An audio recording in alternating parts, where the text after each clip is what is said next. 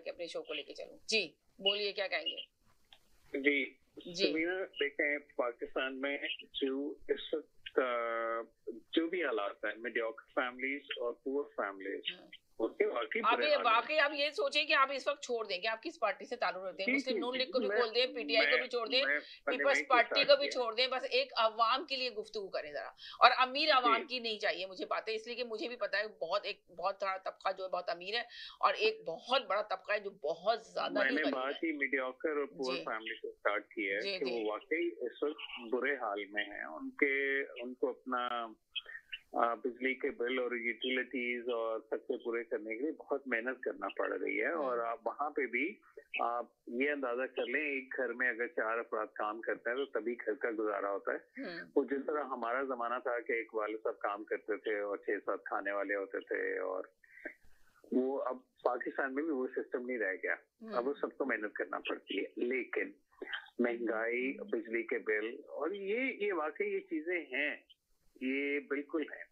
लेकिन समीना, एक बात याद रखिएगा, जब एक घर बनता है ना, उसकी पहले फाउंडेशन होती है, पहले उसको लेवल किया जाता है, फिर फाउंडेशन बनती है, छोटे छोटे फिर मैसेज दें ताकि सबको यार करूं, टाइम नहीं होता ना इस शो फिर का, वो घर कम बनते शो बनते है। ना कि 2-3 साल लग जाता है आपका पूरा घर। और फिर घर के जो बनाने वाले हैं वो जब घर में आते हैं फिर आके उनको सुकून मिलता है, लेकिन वो पूरे मरहलों से गुजरते हैं, वो पूरे स्टेप से।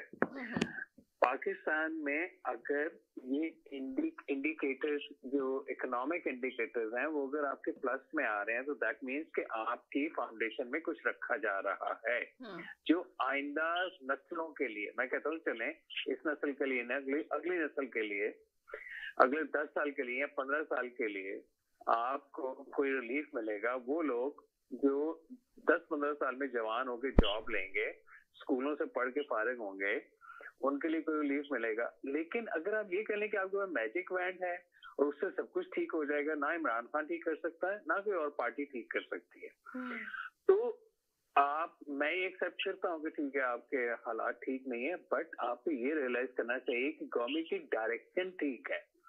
आपने अपनी गाड़ी चलाई, आप इधर उधर नहीं घूम रहे, आप एक यानी कि आप ये कह रहे हैं कि डायरेक्शन। गवर्नमेंट की डायरेक्शन सही है और गवर्नमेंट जरूर रिलीफ देगी, मगर खौफजदा क्यों है इस वक्त गवर्नमेंट? देखिए, जो भी इंडिकेटर्स आप अनाउंस करते हैं और आपने कौम के सामने आके अनाउंस किए, वो इंडिकेटर्स आपको मजाक नहीं होता अनाउंस करना। वो सारी जितनी भी इंटरनेशनल इकोनॉमिक एजेंसीज होती हैं और जो आपको लोन देते हैं, जो आपकी डोनर एजेंसीज होती हैं, वो सब नोट कर रही होती है कि उसकी बिना पे आपको जो $7 बिलियन का कर्जा था, उसकी अगली किस्त $1 बिलियन की आपको मिलनी थी।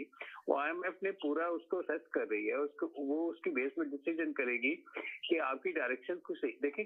आपको मुसीबतें भी बर्दाश्त करनी पड़ती हैं, आपको कुछ टफ डिसीजन भी करने पड़ते हैं, लेकिन अगर आप उसको चलने तो दें।